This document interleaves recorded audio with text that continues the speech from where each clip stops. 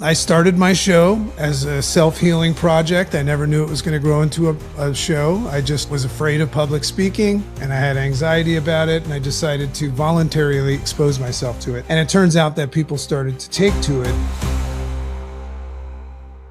He spent 17 years fixing people's spines, and then he nearly lost his own life. So welcome back to the show. This is The Root of All Success. I'm the real Jason Duncan. This is episode number 351. My guest today is Dr. J.C. Doornick, otherwise known as Dragon. He's a health transformation coach. He's an author, speaker. He's just a guy known for just being who he is and talking about what makes sense. Yep. And after 17 years, after being a doctor of chiropractic with a deep specialization in neuroscience and human behavior, JC walked away from a clinical practice to pursue something bigger, and that's helping people rewire their minds and reclaim control of their lives. He's the creator of the Interface Response System, IRS, the better IRS, of course, a framework designed to eliminate indecision, eliminate procrastination, eliminate self-doubt, and he's the author of the brand new book, Makes Sense, Rewire Your Mind and Transform Your Life. But before all of that, and before any of that ever happened, JC survived a moment of total darkness that became the fuel for everything that he now builds. So JC, welcome to the show. Yeah, and you'd think that that was the worst day of my life and I'm sure we'll get into that, but the true worst day of my life was the day that I walked away from my practice having not yet met Jason Duncan. That was a bad lean day. into the mic a little bit closer when you say that. Okay. Oh, you got me. Yeah. No, it's just an honor and a privilege to be here. And one of the things you forgot to say in the intro is the fact that you and I have become great friends. I mean, I really consider you a great friend of mine, and I have nothing but respect for you. So it's an honor to be here. Yeah, thank you. And likewise, for the audience's sake, so JC and I met as we were both speakers on stage in Denver, Colorado at an event back in 2021, and had JC come on my show, not too long after that. He was on episode number 65 originally. Wow. And today is episode number 352. I must be like 90 years old by now. Yeah. So, we hit it off, stayed in touch, and then JC came and spoke for my retreat for my mastermind members in October of last year in 2025. And then he invited me to come speak at one of his events in Chicago in February of 2026. And here we are in March of 2026 recording this show. So it's awesome to be with you, man. Yeah. Yeah. We can't get enough of each other. So JC, you've openly said that you navigated suicide. Yeah. And that you were in a place that most people don't come back from the same way. So walk me through that moment. What was actually happening in your life that brought you to that? Eczema is unpredictable, but you can flare less with Ebglyss, a once-monthly treatment for moderate to severe eczema. After an initial 4-month or longer dosing phase, about 4 in 10 people taking Ebglyss achieved itch relief and clear or almost clear skin at 16 weeks. And most of those people maintain skin that's still more clear at 1 year with monthly dosing. Ebglyss, lebrikizumab LBKZ, a 250 milligram per 2 milliliter injection, is a prescription medicine used to treat adults and children 12 years of age and older who weigh at least 88 pounds or 40 kilograms with moderate to severe eczema, also called atopic dermatitis, that is not well controlled with prescription therapies used on the skin or topicals, or who cannot use topical therapies. Ebglyss can be used with or without topical corticosteroids. Don't use if you're allergic to Ebglyss. Allergic reactions can occur that can be severe. Eye problems can occur. Tell your doctor if you have new or worsening eye problems. You should not receive a live vaccine when treated with Ebglyss. Before starting Ebglyss, tell your doctor if you have a parasitic infection. Ask your doctor about Ebglyss and visit ebglyss.lilly.com or call 1-800-LILY-RX or 1-800-545-5979. Yeah, every time somebody asks me that question, the first thing that happens is I get a pang of anxiety, but then I quickly shift using my systems and I recognize that it was a glorious day. It was a blessing. I think a lot of people probably have tangled with those thoughts. And ironically, I had one of my best friends when I was in 10th grade kill himself. So, I've had my little touches, but I never thought that I would ever go beyond like having some sort of dark passenger thought about it. Cause I was I would say I was the most confident, borderline cocky person you ever met. I mean, I actually probably, it's safe to say that most people didn't like me because of how confident I was. So, as it turns out, I just had my dream life laid out in front of me, because I was a very, very, driven guy. I got hired on as the apprentice to the most successful chiropractor in New York. And, I was going to work for him and then take over his practice and fly around on jets for the rest of my life. That it was all set up, and I was excited about that. And all I could say is there's a lot going on at that time of my life, but I could handle anything. I was indestructible. I was a superhero. And I got on the train. I used to take an early train into the city. And long story short, about halfway into the 45-minute trip, I just all of a sudden had this feeling come over me. I thought I was having a heart attack. And it was something that I'd never felt before. And it was enough to take this confident, cocky guy and make him take note of it, right? Because I would usually just bypass anything. And, my chest tightened up. I was sweating a little bit. I got a little bit dizzy. And all I could tell you is that if I just lost my confidence all of a sudden. So, I did what most people would do in that situation. I just got off the train, went over to the other side of the other platform, got back on, went the other way, and made up a story about why I couldn't come in that day. And I just figured, hey, just like they say, this too shall pass. That started about a 3-month process or, time period where I just progressively went deeper and deeper and deeper into, I guess, what you would call a depression. And how old were you? How old are you when this is going on? It's so funny when people ask me that question. I'm so far removed from that reality right now. But I was, I had graduated college and then I went to about 5 years of chiropractic school. So I was in my later 20s. Yeah. Were you married? Well, I was about to get married. I was engaged and marrying the girl next door. And that was part of the whole thing. We were going to have the picket fence and all that stuff, so it was all there. Everything that I ever wanted was right in front of me. But then all of a sudden, I came to learn later that it was like a panic attack. And if you're a real confident, cocky guy, you don't really admit you're having a panic attack until you have to. So anyway, yeah. three months of just me seeing nothing but the idea of checking out, closing the curtains, turning off the lights. All I can tell you, and I'm sure somebody listening's had this before, my certainty to the highest degree was that the only solution for me was to die. And I couldn't rationalize it. I couldn't tell you here's a good idea I have, but that's what it was. And naturally my parents and all my friends, the wedding was showing signs of being off. I couldn't even talk to my fiance, I had just completely holes in my shirt, no shower, no shave, smelly. And all I wanted to do was have people leave me alone so I could just leave. So you were actively working as a doctor at this time. Yeah. In the number one practice in the city. Yep. So I'm going to ask you a personal question. Yeah. How much money were you making when this happened annually? What were you making? Well, the chiropractors and the doctors out there are going to, give me a fist pump here. It wasn't a lot, back in that day, back in the old days, I think I was probably making like 50 grand a year, but working harder than the doctor, so it was, it was a tough situation, but hey, you want to be the best, you got to do that work. So I had no problem with it. Well, the reason I asked the question is I think a lot of people, when they look at doctors, they make assumptions about their lifestyle or money or what that might mean. And here we are, we have a higher performing doctor of chiropractic working on, you were working with professional athletes, movie stars, professional athletes.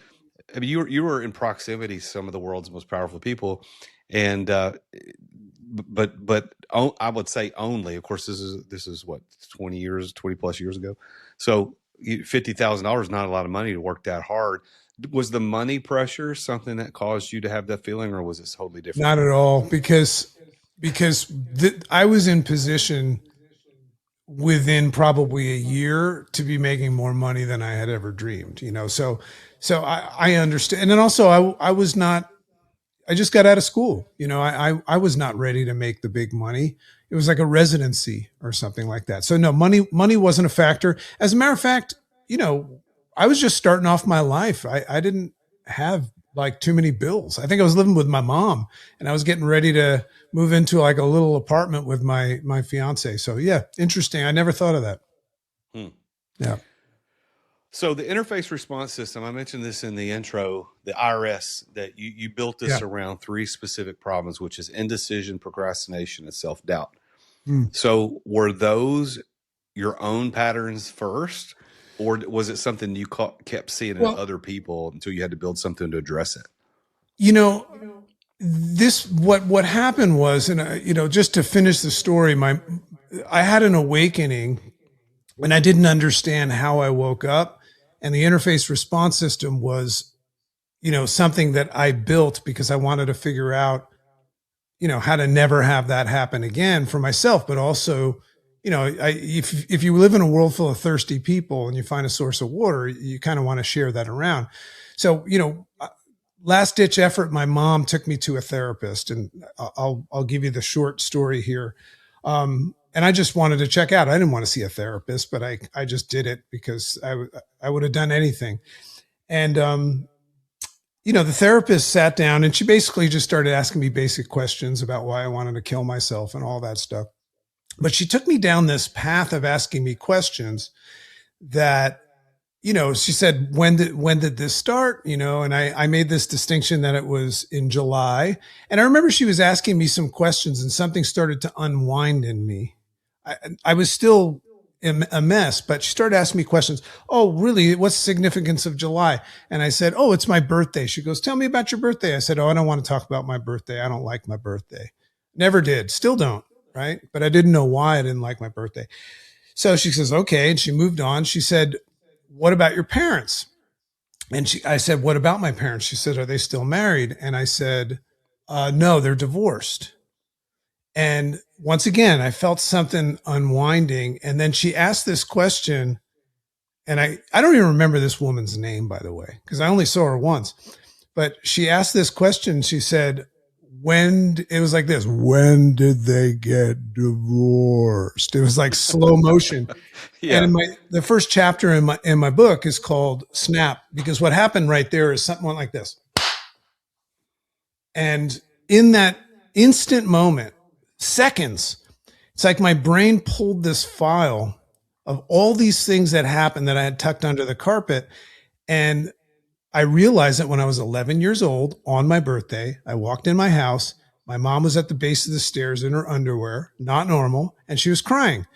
And I was coming home for a bowling party and cake and balloons and all that stuff. And I said, Mom, what's wrong? And she looked at me and she said, your father's leaving us. Now, I didn't know what that meant because my dad was always traveling, but I probably kind of did.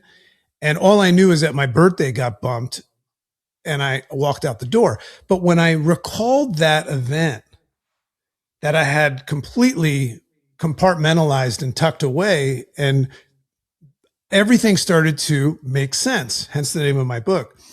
And it was freeing. And I went from completely offline to online. So as I was saying before, I made 2 decisions that day, because everything is on the end or the other side of making a decision, like a real decision that accepts no matter what happens. And that first decision was that I decided that I was never going to allow myself to get in that place again, to believe that there was no way, right? Never going to happen again. And also, I was going to spend the rest of my life figuring out what happened in that conversation with that woman so that I could do it for myself, but also help other people. And I dedicated my life to it. So the interface response system is a 4-step process that helps people, first of all, understand the way that the brain works and the way that the brain is very, very easily persuaded from birth. We've all been persuaded, but persuaded to look at your thoughts and feelings and identify yourself by them and believe them. and how to stop that from happening and put yourself back in control as a shot caller and dominant force of your life. So that's the 4-step system. Was about 10, 15 years of me figuring out what exactly happened. And now I've dedicated my life to it. So I want to ask a question before I get into a little bit more about the book. Yeah. When is your birthday? Jesus, Jason, you really want to hurt me, don't you? No, I'm just kidding. No. So it's a much better day, but it's July 17th, 1971. This dragon is 54. All right. So Cancer. Here's something you said. You said I never liked my birthday. And It was the snap that you figured out with the therapist. Right. You said, but I still don't. Well, as a friend, I want to push you into redeeming that day. Yeah. Redeem it, bring it back, and make that the day of rebirth. It's like, listen, man, that day was a day that the world fell down around me and it ruined the next X number of decades or years of my life. But I'm claiming it back, doggone it. It's going to be my day, and I'm going to celebrate who I am, who I've become, and the people you've blessed in your life. So all of that sounds great, and I do that. So part of the interface response system is that you have to recognize that you get to choose. So when I hear you say that, I still get the visceral feeling of not liking my birthday. That's why sometimes you'll hear me say that. But what's different now is that I am the dominant force and shot caller. So I decide that I'm going to feel that way, but have a good birthday anyway. So I want people to understand that, like, no matter how far you get with personal growth and self-development, or even business growth and clarity and things like that, it doesn't change who you are. And your knee-jerk, visceral response to things kicks up without asking you for permission. But what we can do is respond to it as well. It's not just responding to other people and things in life. We also have to be able to assess and respond to what we're thinking. So yeah, I still, if you ever hear me say, and I still don't like my birthday, you're just catching me at the forefront of the visceral response, but I get to choose what happens next. So thanks for the reminder. So in your book, your book talks about the idea of pushing this concept of clarity before action. Yeah. And most of the entrepreneurial world says, move fast, figure it out as you go. Yeah. Now, I want to ask you, have you seen that approach actually work, like the move fast, figure it out as you go? Or is that actually just a story that successful people tell themselves in hindsight? I don't like to speak for other people, right? And what I would say is that I think life happens in seasons and there's no mistakes. So, but the real question is, what do you mean by, does it work? So does driving at life to that degree, borderline becoming obsessed with your goals, get you there? Sure. But at what cost, right? I like to, my new philosophy of success is to live your life around what matters most, and I think that's probably why you and I become friends. You and I are big goal driven people, and we have, big desires, but at the end of the day, that stuff means nothing. We just care about our kids, and our lovely wives. So, yeah, it works. But once again, it depends on what you mean by works. I won't tell you that I don't have big goals and I don't want to make tons of money and I don't want to exit without exiting and all of that stuff. I want all that stuff, but it's not what I want most, right? What I want most now are the things that I already have. Right. I live more in the present moment. I like to say we need to learn how to unwrap the present moment. And what's interesting is that I have everything that I've ever wanted already.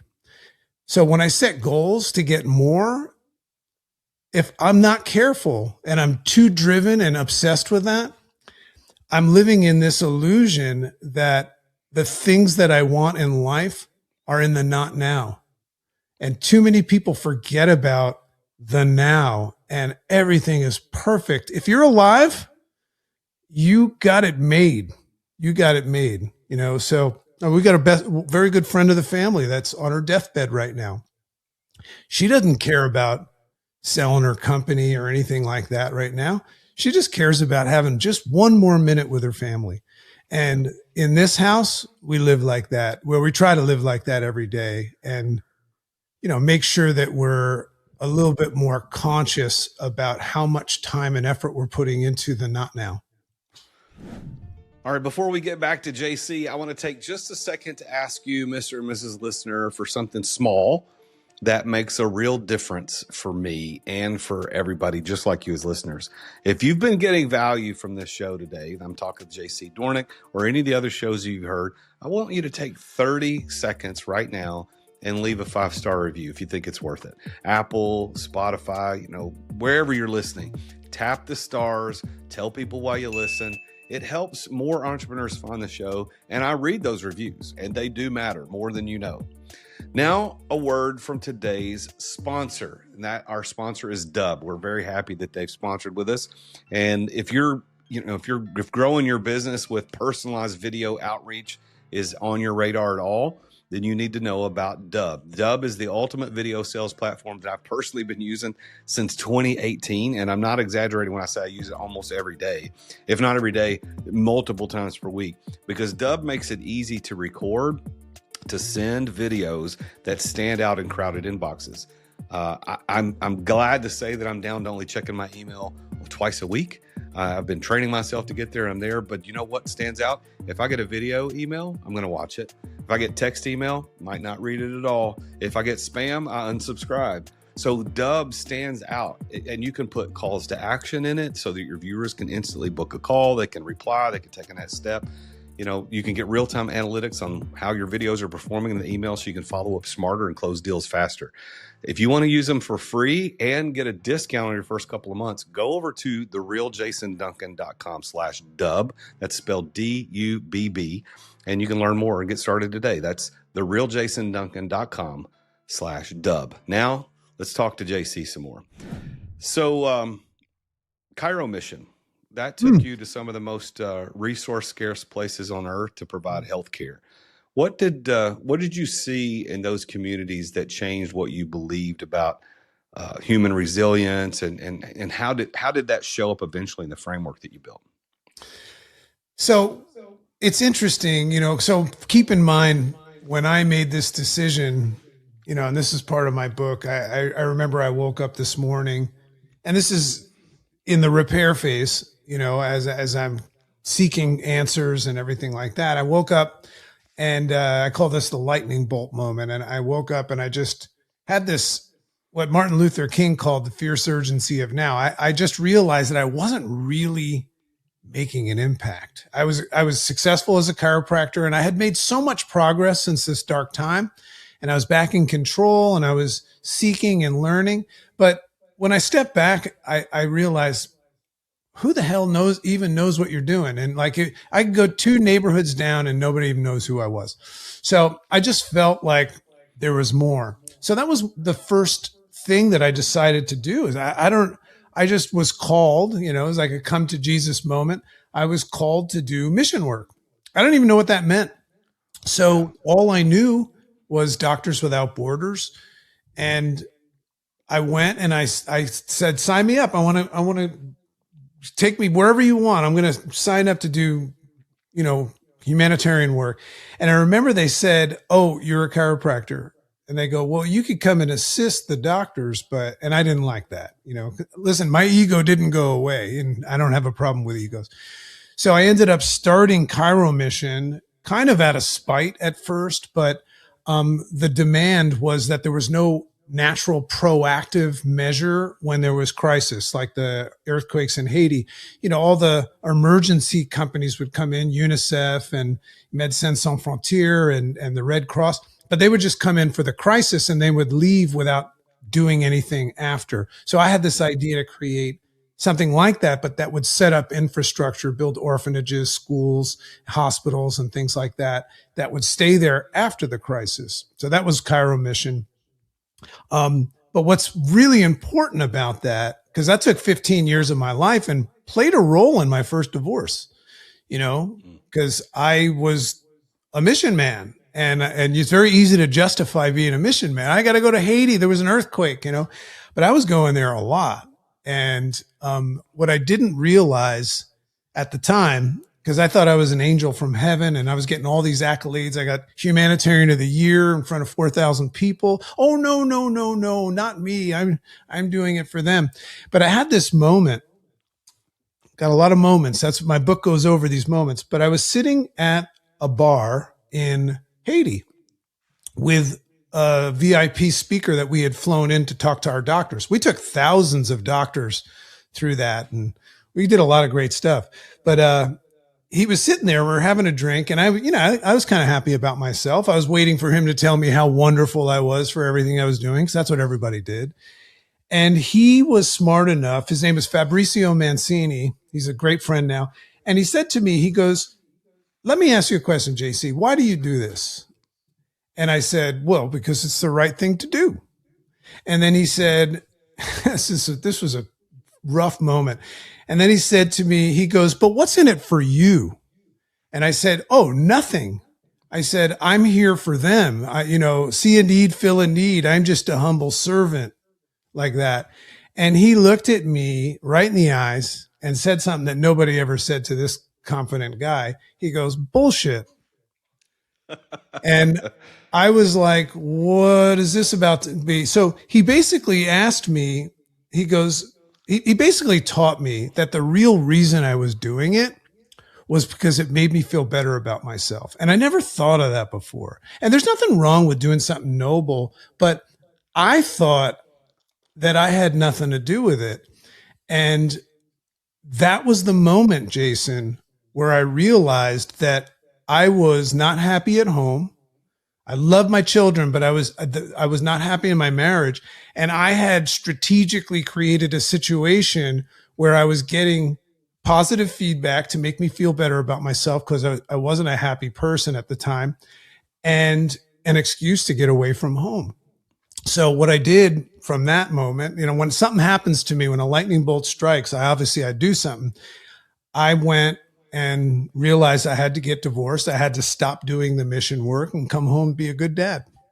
So that put me into I gave that whole organization away. Still should have talked to Jason Duncan about that one too. You came too late into my life, my friend. Oh. But folks, did you hear what he said? He because of all this crap going on in his life, he gave his entire business away. I gave my practice away when I walked away from the practice. I didn't sell my practice. But listen, there is a little bit of credibility to somebody that, look, my directive was not where it would be now. It wasn't that I was stupid. I just was very, very much entrenched in the process and listening to God and listening to the universe.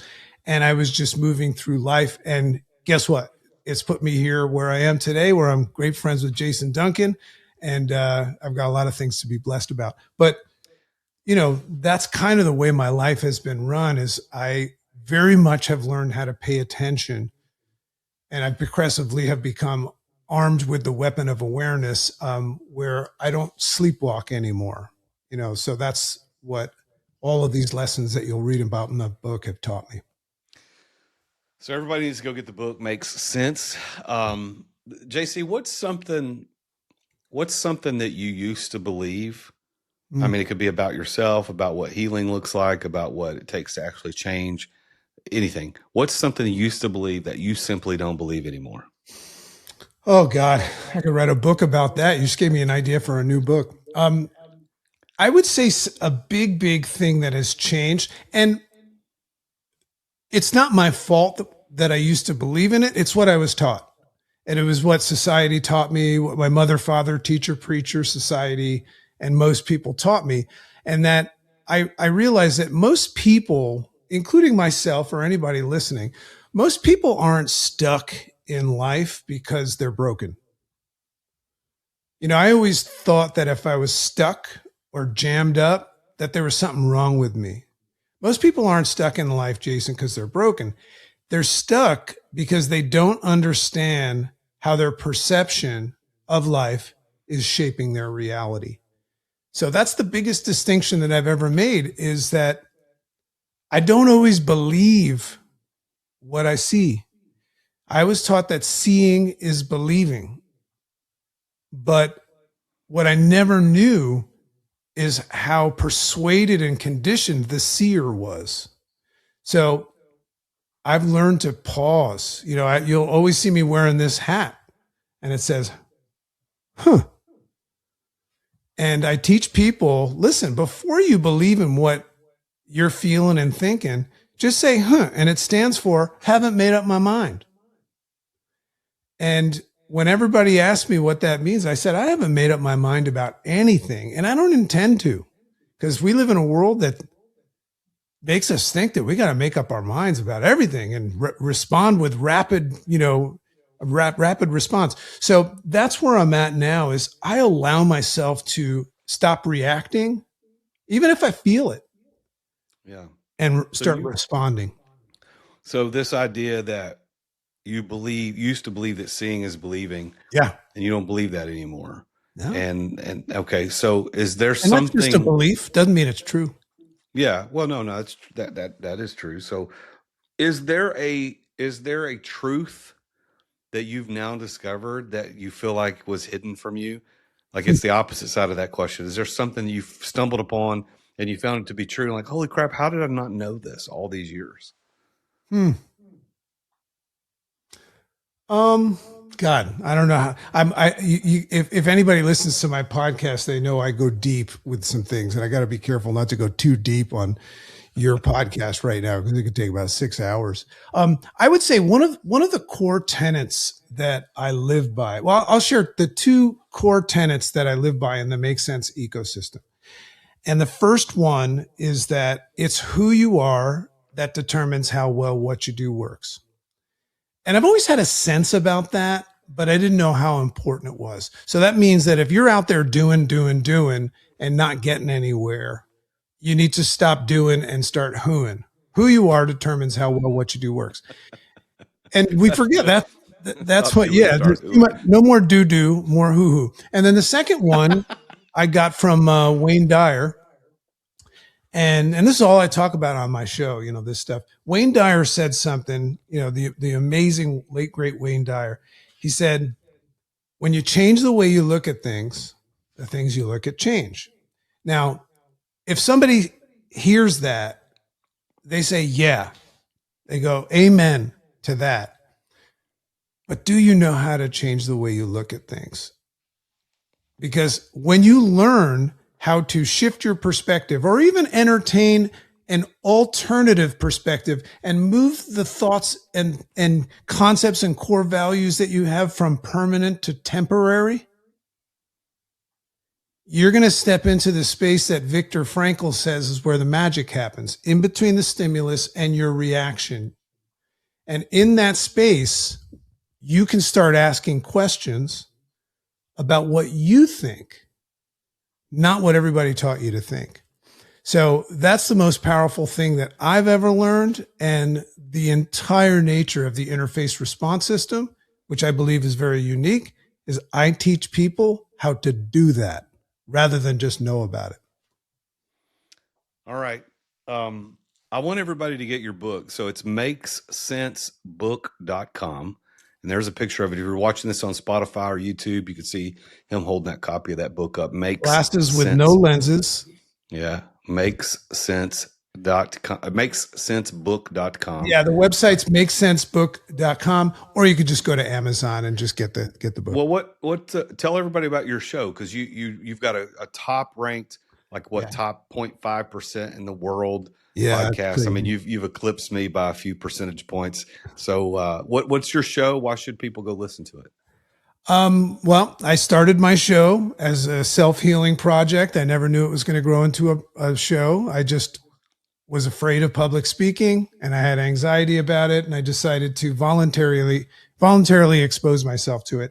And it turns out that people started to take to it. My show is called Make Sense with Dr. JC. And yeah, it's a full-time job now. I mean, that's what I'm going to have to come to you and learn how to sell one day. That's going to be a tough one, but Make Sense with Dr. JC, and you can't miss it. It's ranked number 5 in the world right now in education and self-development. right close to Mel Robbins. I'm coming after you, Mel. And that's what I do full time now. And so I've got the book, I've got that, and I've created some communities and things like that. And obviously I've got my social media, but everything that I talk about in the Make Sense ecosystem is about offering people alternative perspectives that make them go, All right, so I've got some rapid fire questions to finish out our time. And I'll give you together the today. rapid fire answers. I promise. Are you ready? All right. Dragon, where did the name come from? That's not a rapid fire question. Okay. Real quick answer. Who I am today is what I would consider many, many moons ago as a mythical creature. So I was always fascinated with dragons as, things that never really existed. So they were mythical creatures. So that's the real reason I took the thing that I was afraid of the most and I assimilated that it was a fire breathing dragon. And rather than just befriending it, I embodied it. So when you hear me call myself the dragon, that's my way of bringing everything I'm afraid of right inside of me. And I realized that the dragon was actually there to help me, not hurt me. All right, next question. Best advice you ever got that took years before you actually understood it? Choose to be kind versus right. All right, good. Third question. One place in the world that genuinely moved you and it changed something in you just by being there. Well, I mean, I've been all over the world, and I would say if it was a location, it would be the south of France, because that's where we have a home. But to be honest with you, and I'm not going to sound cheeky or cliche, it's standing next to my wife. She is the greatest thing in the world to me. She's my best friend, and I really mean that. So there's no place I'd rather be than just hanging out with her. She's in the next room over there because we both work from home, and she's the best place to go. All right. That's awesome. All right, last question. One person, alive or dead, that you'd want to spend a day watching work. Well, really, that would depend on where I'm at. But what comes right up is I would like to spend a day or a week assisting Martin Luther King, because he was a guy that talked about a massive, massive vision for change that he was so dedicated to. He didn't even care if he was going to be there for it. So I would just love to be able to assist somebody, not close to the time he was assassinated, but maybe a little bit before it, but yeah, that would be great. Dr. J.C. Doornick is my guest today. I've enjoyed talking to him. We're good friends. We've known each other since, I guess, almost 5 years, 4.5, 5 years. And it's an honor to have him twice on the show. Episode 65, if you want to go back and listen to that, and come, listen to this one. This episode number 352. JC, thank you for being on the show, man. Tell everybody a little bit about what you want them to do to get in touch with you. Yeah, just go get my book. I would say don't get in touch with me unless you feel called to, and unless you're looking and you're ready for change. Get my book. There's a lot of great assets that come with that. Check out my podcast if you like the idea of reclaiming control of your thoughts and feelings on a regular basis, gaining a different perspective. But reach out to me only if you feel called to. Thanks, JC. Appreciate you being here, man. Appreciate you. And thank you for listening to the show today, or watching on YouTube or Spotify, wherever you're consuming this today. Thank you. Thank you for doing that. It means a lot for me to be able to bring great guests like this to you. Like we said, JC's got a great message about thinking about having clarity before you start taking action on things. So sometimes you might just need to slow down a little bit and get a little bit of clarity, because lack of clarity leads to confusion. Confusion leads to negative outcomes, and negative outcomes leads to failure. So don't go down that road. Make sure you get clarity before you start off in the wrong direction. Go check out JC's book at makesensebook.com, makesensebook.com, and let him know that you heard about that here with me, the real Jason Duncan, on the Root of All Success. And tune in again next week when I talk with yet another very cool and successful person like JC about his or her journey to success. Until then, as always, I am your host, the real Jason Duncan, and Jesus is King. Attention business owners. Attention business owners. Feeling burnout from running your business? Uncertain if you're nearing burnout? Take our free 10-question business burnout test at businessburnouttest.com to discover where you stand. With just 10 quick questions, you'll learn how to immediately begin making changes to regain freedom and success. Cut your daily operations time in half, improve your quality of life, and prepare your business for your future exit without losing revenue or profit. Visit businessburnouttest.com now and take the test. Thank you for listening to another edition of The Root of All Success with the real Jason Duncan. If you've enjoyed this week's episode, visit therootofallsuccess.com to access the show notes and other helpful resources. Follow Jason on social media at The Real Jason Duncan. See you again next time here on The Root of All Success.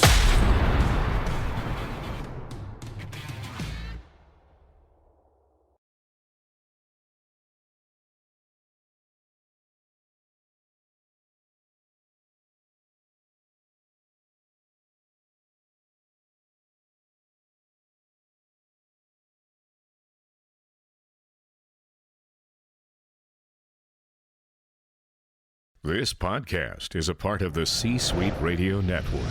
For more top business podcasts, visit c-suiteradio.com.